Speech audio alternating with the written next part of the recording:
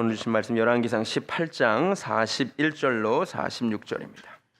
엘리야의 이야기는 갈멜산에서 불을 내린 것으로 끝나지 않습니다. 오늘 본문을 보니까 엘리야는 다시 갈멜산으로 올라갑니다. 42절을 보면 엘리야가 갈멜산 꼭대기로 올라가서 땅에 꿇어 엎드려 기도합니다. 이게 참 중요합니다. 이미 갈멜산에서 승리를 얻었는데 그는 다시 갈멜산으로 올라갑니다. 왜 올라갑니까? 영적인 문제는 이미 해결되었는데 아직 남은 문제가 있기 때문입니다. 무슨 문제가 남았습니까? 3년 6개월간의 가뭄의 문제는 아직 해결되지 않았습니다. 가장 먼저 알아야 될 사실, 우리 주님은 영적인 문제만이 아니라 우리가 가진 육신의 문제도 해결해 주시는 분인 줄로 믿습니다. 우리는 영적인 문제만이 아니라 우리의 육적인 문제를 가지고도 기도해야 할 줄로 믿습니다. 가끔 이런 분들을 만납니다. 영적인 것을 구하는 것은 고귀한 기도지만 육적인 문제를 가지고 기도하는 것은 다 기복신앙이다 라고 말하는 분들을 만납니다. 죄송하지만 매우 잘못된 생각입니다. 우리는 영육의 이원론적인 구분을 경계해야 합니다. 사실 초대교회 때부터 교회를 가장 괴롭혀온 이단이 영지주의인데, 이 영지주의를 간단히 설명하면 영육을 분리한 뒤에 영적인 것은 선하고 아름답고 좋은 것이고 육과 관련된 것은 다 악한 것이다 라는 생각입니다. 그렇지 않습니다. 하나님은 영적인 문제만이 아니라 육적인 문제도 하나님이 해결하십니다. 그래서 주님이 하나님 말씀도 전하셨지만 병자도 고치신 것입니다. 하나님의 말씀만 먹이신 것이 아니라 땅의 양식으로 배불리게 먹이셨습니다.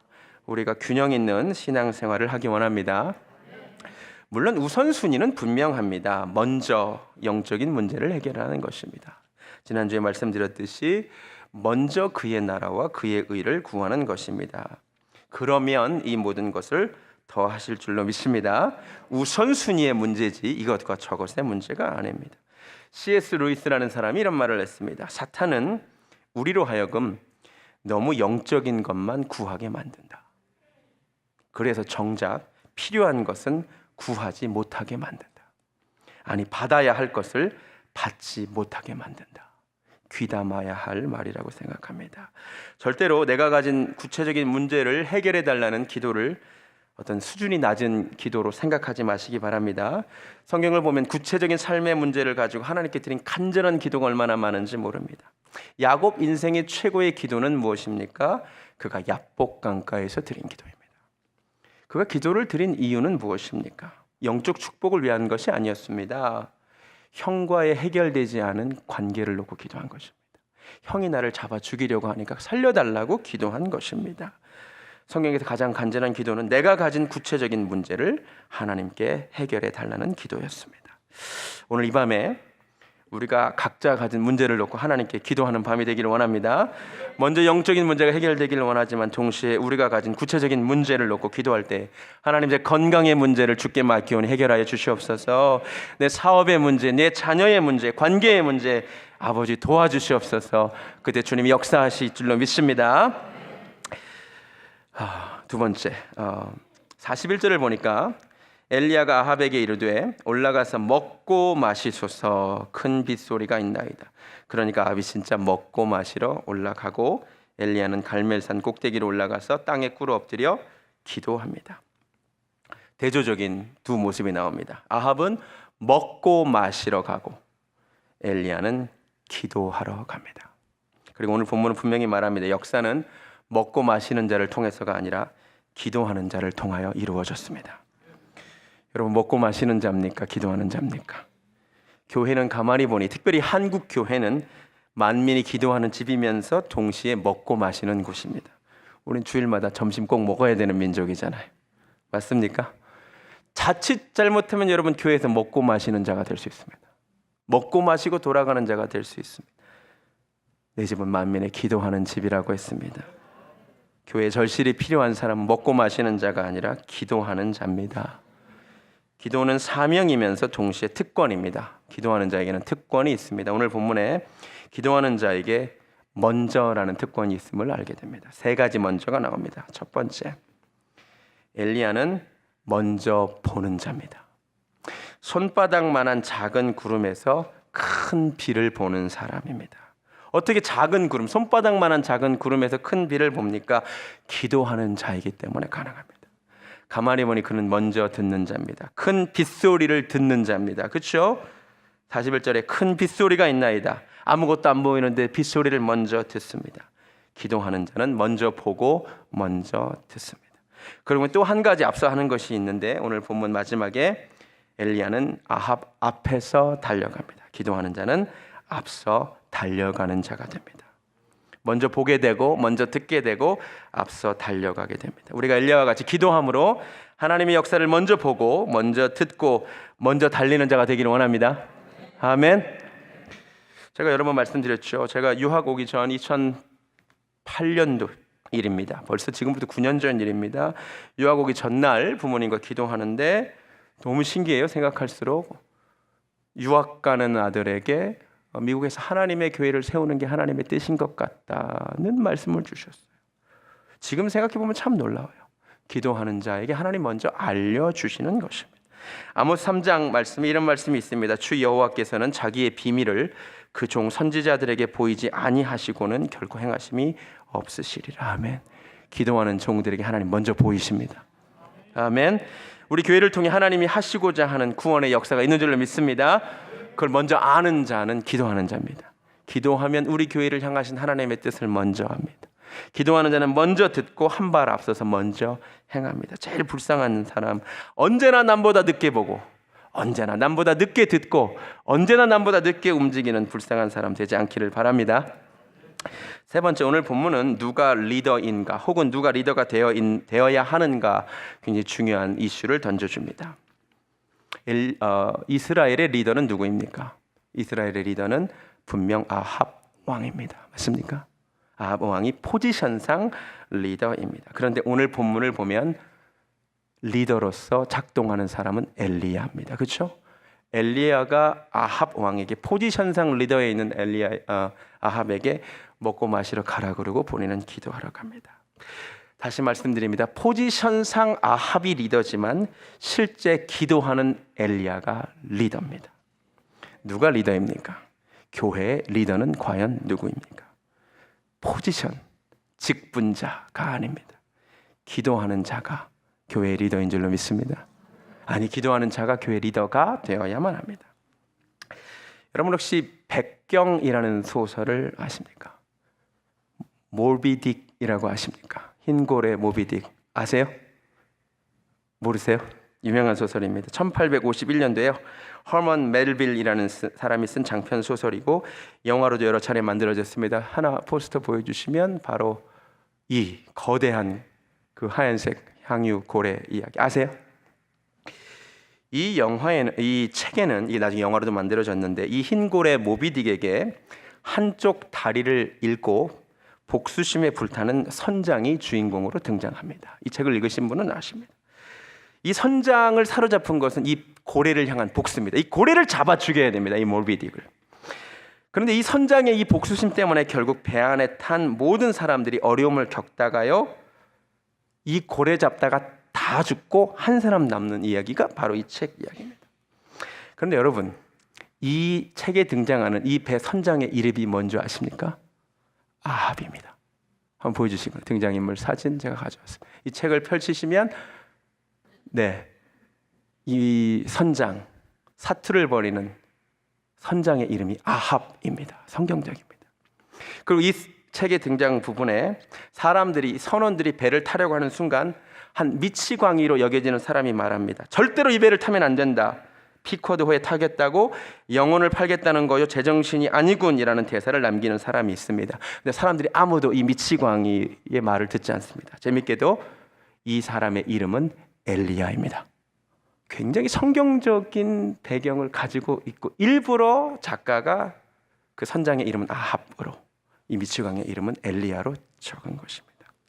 이 소설이 여러 가지 이야기를 다루고 있지만 가장 분명한 교훈 중 하나는 무엇이냐면 누구의 말을 들을 것인가에 대한 이야기입니다.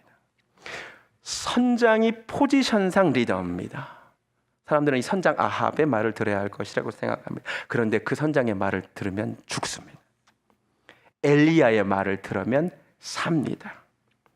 이 모비딕의 이야기가 놀랍게도 성경에 있다는 사실을 아십니까? 사도행전 27장으로 가보시겠습니다. 사도행전 27장.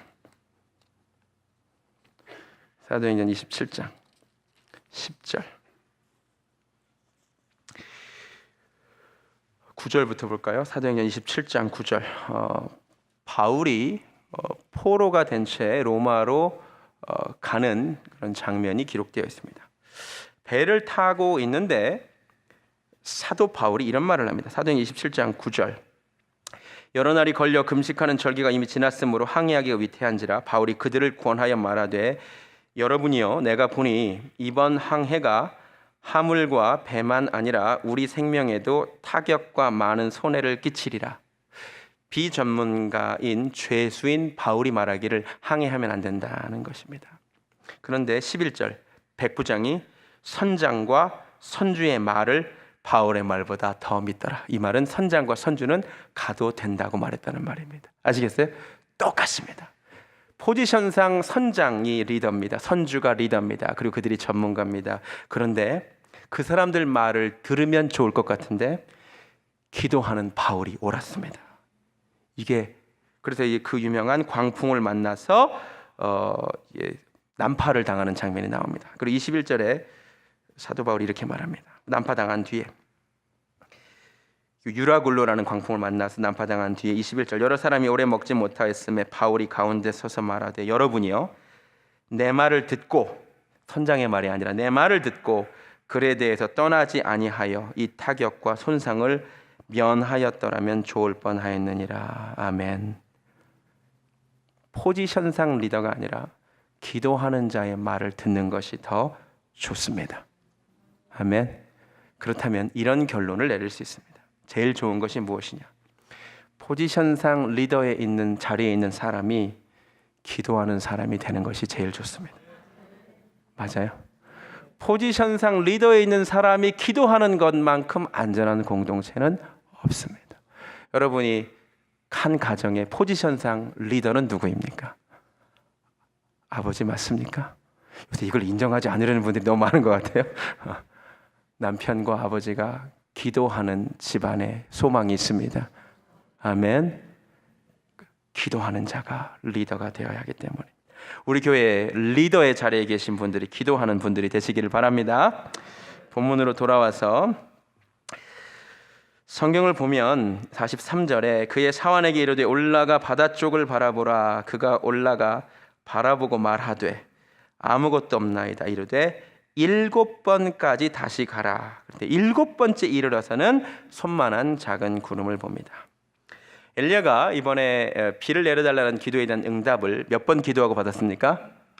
7번 기도하고 받았습니다. 근데 전에 갈멜산에서 하나님께 불을 내려달라는 기도는 몇 번 하고 받았습니까? 한 번 기도하고 받았습니다. 굉장히 중요한 포인트입니다. 잘 들으세요. 지난번 갈멜산에서 불을 내려달라는 기도는 한 번의 기도로 좋겠습니다. 그런데 오늘은 7번 기도해야만 했습니다. 이게 무슨 의미일까요? 여러 가지로 해석할 수 있지만 저는 이렇게 해석합니다. 하나님 그리고 하나님에 대한 기도 응답은 공식으로 이해해서는 안 됩니다. 여러분 혹시 어떤 문제가 생겨서 40일 새벽 기도해서 응답 받으신 적 있으십니까? 혹시 어떤 문제 때문에 일주일간 금식 기도를 해서 응답 받으신 경험 있으십니까? 없으세요? 아마 있으실 거예요. 그런데 그 후에 여러분이 하나님은 40일 새벽 기도하면 응답하시는 분이시구나. 혹은 하나님은 일주일 금식 기도를 하면 응답하는 분이시구나 라고 생각하면 곤란하다는 말입니다. 하나님은 그렇게 공식으로 움직이시는 분은 아니에요. 아시겠어요? 여러분이 그렇게 생각하면 곤란해요. 3일 금식하면 돼. 그렇지 않습니다. 하나님은 어떤 명령어를 노리면 그에 대해 반응하는 기계적인 분은 아니십니다. 하나님은 인격이십니다. 맞습니까? 인격이기 때문에 공식 만들지 마세요. 무슨 해결책처럼 무슨 무당이 해결책 주서 일주일 금식하고 이런 거 하지 마세요. 하나님 그렇지 않아요. 하나님은 기계가 아니에요. 인격이시기에 누가복음 18장 말씀 그대로 낙심하지 말고 하나님이 주실 때까지 기도하세요. 한 번 기도해서 들어주실 때도 있고 6번 기도해도 실망하다가 7번째 들어주실 때도 있어요. 1년 만에 들어주시는 기도도 있고 영원히 하나님이 NO 하시는 기도도 있어요. 맞아요. 왜냐하면 요한일서 5장 17절에 우리가 그에게 가진 바 담대한 것이 이것이니 무엇이든지 그의 뜻대로 구하면 그것을 들으심이라 라고 되어 있습니다. 그의 뜻대로 구하는 기도가 응답됩니다. 야고보서 4장 2절 말씀에 너희가 얻지 못함은 구하지 아니함이요 구하여도 얻지 못함은 정욕으로 쓰려고 잘못 구함이라 라고 했습니다. 잘못 구하면 응답되지 않습니다. 우리가 올바른 기도라면 응답될 때까지 기도하시기 바랍니다. 마태복음 7장 7절에 주님은 기도를 이렇게 비유합니다. 구하라 그러면 얻을 것이요 찾으라 찾을 것이로 문을 두드리라 그러면 열릴 것이니 주님은 기도를 문 두드리는 것에 비유하고 있습니다. 굉장히 중요한 겁니다. 기도는 문 두드리는 것입니다. 여러분 문 두드린다면 언제까지 두드리십니까? 그렇죠. 사람이 안에 있다면, 없으면 아무 소용이 없고 하나님이 살아 계시다면 문 두드리다가 열릴 때까지 기도하시기 바랍니다. 문 한두 번 세게 두드리고 없나 봐 그리고 가버리면 하나님 문 여셨는데 없네 그러고 이제 끝나는 거예요. 할렐루야. 할렐루야. 응답 주실 때까지 기도하는 겁니다. 아멘. 하나님의 응답이 우리의 기대와는 다르더라도 낙심하지 말고 포기하지 말고 때가 될 때까지 갈라디아서 말씀에 선을 행하되 낙심하지 말지니 때가 되면 낙심하지 않고 포기하지 않고 때가 되면 이루리라고 했습니다. 하나님 응답하실 때까지 6번 실망해도 7번째 기도하는 은혜가 있기를 바랍니다. 그 다음 손만한 작은 구름을 봤습니다. 하나님이 보여주신 하나님의 응답은 거창한 것이 아니었고 살짝 떠오른 구름 한 조각이었습니다. 우리는 하나님이 우리에게 주시는 표징이 시그널이 대단히 크고 위대한 일이라는 기대를 합니다. 그래야 감동을 받죠. 그런데 성경을 보면 대부분 하나님의 응답은 작은 것에서 시작될 때가 많습니다. 오병이어의 기적은 보리떡 5개에서 시작되었습니다. 주님은 그 보리떡 5개를 보는 순간 5,000명이 먹고 12광줄이 남는 것을 보셨습니다. 주님은 작은 구름을 보리떡 5개에서 보셨습니다. 엘리야 역시 그런 경험이 있습니다. 사르밧 과부 집으로 하나님이 보내셨습니다. 그가 본 것은 식량으로 가득한 창고가 아니었습니다. 그가 본 것은 밀가루 한 줌, 기름 한 병이었습니다. 엘리야가 본 작은 구름. 근데 엘리야는 지난 경험을 통하여 그 작은 구름이 엄청난 역사를 이루는 것을 보았습니다. 사실 돌이켜보면 하나님은 우리 인생이 보통 작은 구름으로 응답하십니다. 작은 것으로 사인을 주십니다. 근데 우리 눈에 그것이 너무 작고 시시해 보여서 하나님의 뜻을 못 알아보고 내 방식을 고집할 때가 많습니다. 하나님이 주시는 작은 구름을 무시하지 않는 은혜가 있기를 바랍니다. 하나님 우리 아틀란타에 우리 교회를 통해 하시는 일이 있는 줄로 믿습니다. 지금 손바닥만한 작은 구름 보여주셨는데 우리 교회를 통하여 큰 일을 행하실 줄로 믿습니다. 마지막 한 가지 더 말씀드리고 설교를 마치겠습니다. 45절 조금 후에 구름과 바람이 일어나서 하늘이 캄캄해지며 큰 비가 내리는지라 아합이 마차를 타고 이스라엘로 가니 여호와의 능력이 엘리야에게 임하매 그가 허리를 동이고 이스라엘로 들어가는 곳까지 아합 앞에서 달려가더라. 얼핏 보면 이렇게 읽힙니다. 엘리야가 축지법을 쓰는 것 같습니다. 그렇죠? 마차를 타고 가는 아합을 따라잡아서 마치 누구로 비유할까? 슈퍼맨이나 그렇죠? 이런 사람처럼 어벤져스 나오는 사람들처럼 추월해 간 것으로 느껴집니다. 그랬을 수도 있습니다. 그런데 사실 아마 그랬을 수도 있지만 다음과 같은 설명이 조금 더 타당한 것 같습니다. 이 지역이 어디냐면 40절을 보면 이 갈멜산 밑에 지역이 기손 시내 근처임을 알 수 있습니다. 아시겠습니까? 기손 시내 근처에서 그 바알의 제사장들을 죽였습니다. 이거 꼭 기억하세요. 사사기 4장으로 한번 가보시겠습니다. 사사기 4장. 사사기 4장. 사사기 4장. 사사기 4장을 보면 2절 여호와께서 하솔에서 통치하는 가나안 왕 야빈의 손에 그들을 파셨으니 그의 군대 장관은 하로셋 학고임에 거주하는 시스라요 야빈 왕은 철병거 900대가 있어 20년 동안 이스라엘 자손을 심히 학대합니다. 자,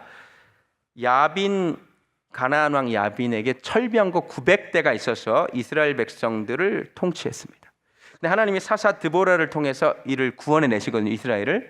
근데 그 전쟁이 어떻게 되느냐? 4장 13절 한번 볼까요? 13절. 시스라가 모든 병거 곧 철병거 900대와 자기와 함께 있는 모든 백성을 하로셋 학고임에서부터 어디로 모았어요? 같은 지역입니다. 지금 엘리야가 일하고 있는 기손강으로 철병거 900대가 모였습니다. 그리고 이스라엘과 대전투가 벌어집니다. 무려 철병거가 900대가 있는데 이스라엘이 근데 이 전쟁에서 승리를 합니다. 15절을 한번 보시겠습니다.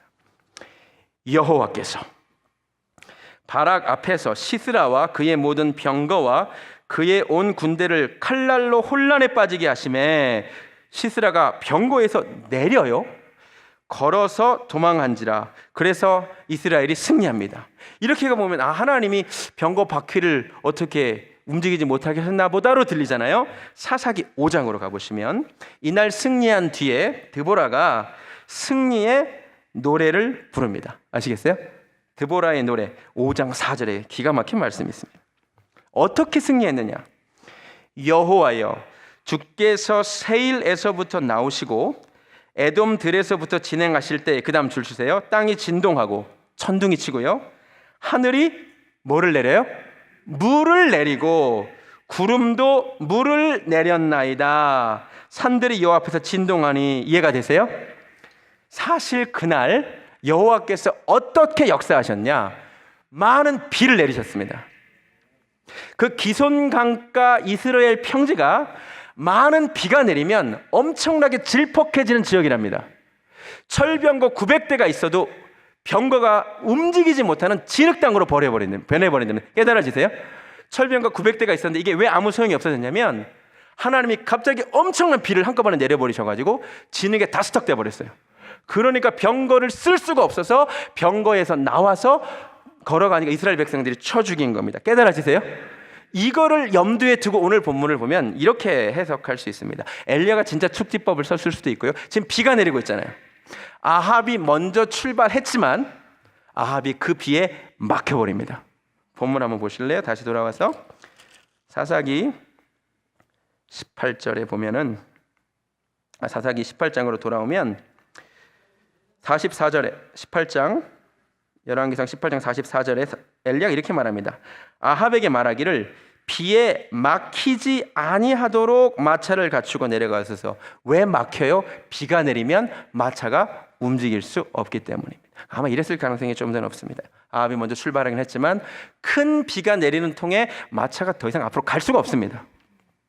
그런데 그 질퍽거리는 땅을 여호와의 권능이 엘리야에게 임하니까 그 질퍽거리는 땅도 하나님이 주시는 힘으로 뛰어갑니다.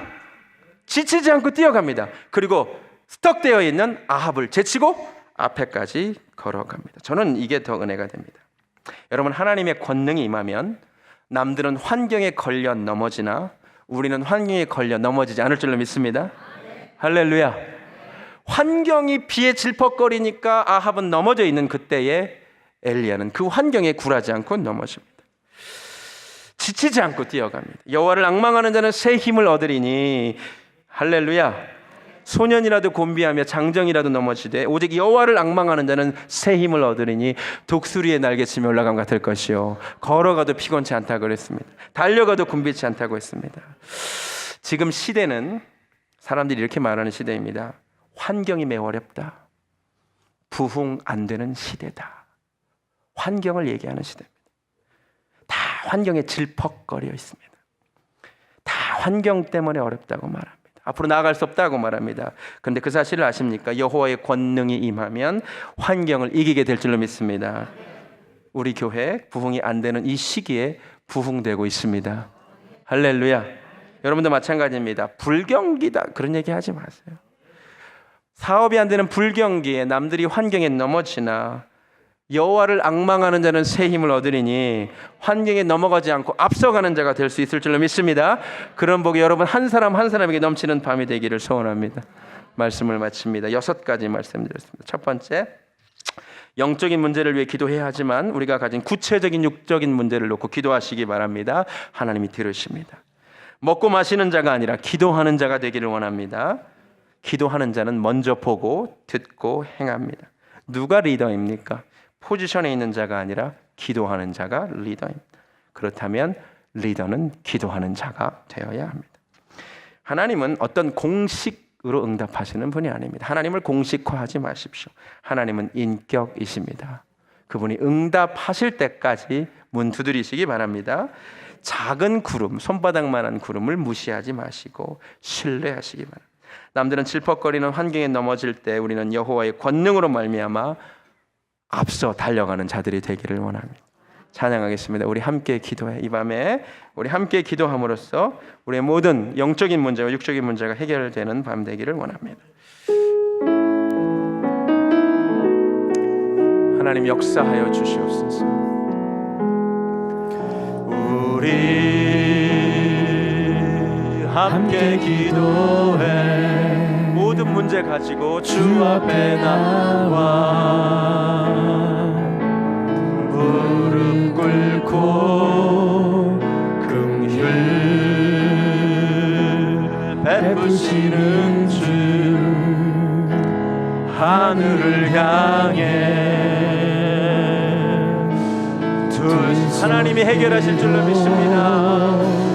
하늘 문이 열리고 은혜의 빛줄기 이 땅 가득 내리 아멘.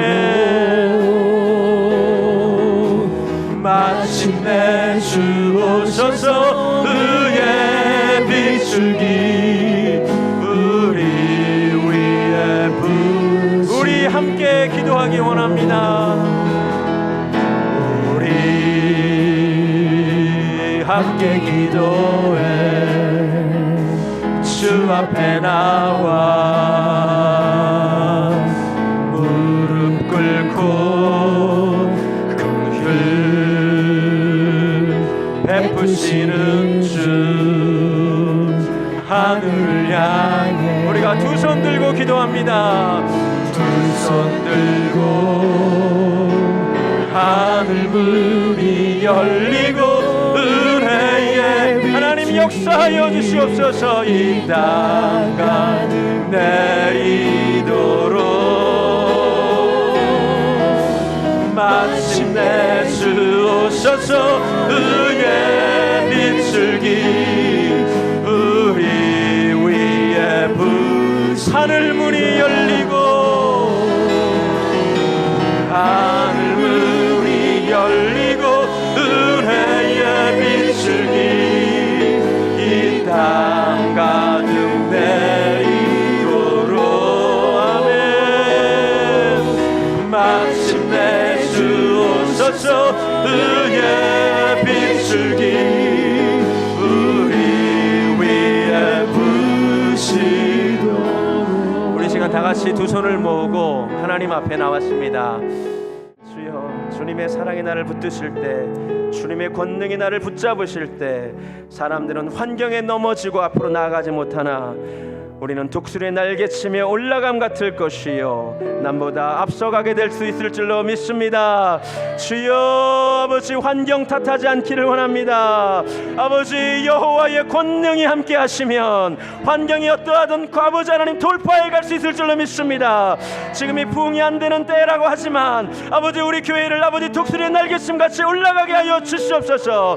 아버지 하나님 정말로 불경계라고 하지만 아버지 우리 교회에 속한 영혼들이 주의 백성들이 아버지 독수리의 날개친 같이 올라가게 하여 주시옵소서. 환경에 넘어지지 않게 하여 주시옵소서. 아버지 하나님 이번에 주님 주신 말씀 붙듭니다. 아버지 하나님 우리가 먹고 마시는 자가 아니라 기도하는 자가 되기를 원합니다. 아버지 이 교회에 와서 먹고 마시고 돌아가지 않게 하여 주시옵소서. 방관자 되지 않게 하여 주시옵소서. 좋은 말씀 듣고 돌아가는 자들 되지 않게 하여 주시고 아버지 주님의 몸된 교회를 위하여 기도하며 애쓰며 수고하는 자 되게 하시고 포지션에 있는 자가 리더가 아니라 기도하는 자가 리더일진데 아버지 리더의 자리에 있는 분들이 정말로 기도하는 자들 되게 하여 주시옵소서. 하나님, 아버지 하나님, 작은 사인으로 응답하실 때에 우리가 거기에 민감하게 하시며 하나님을 신뢰하고 응답하실 때까지 부르짖는 주의 백성들 되게 하여 주시옵소서. 이제는 우리에게 새 힘을 주시는 우리 주 예수 그리스도의 은혜와 아버지 하나님, 우리를 사랑의 눈으로 바라보시며 때가 될 때 응답하시는 하나님 아버지의 극진하신 사랑과 지금도 기도하는 자를 찾으시는 성령 하나님의 역사하심이 이 밤에 정말로 기도하는 자들이 되기를 소원하는 사랑하는 베델교회 성도님들 머리 위에 지금부터 영원까지 함께 하시기를 간절히 축원하옵나이다. 아멘.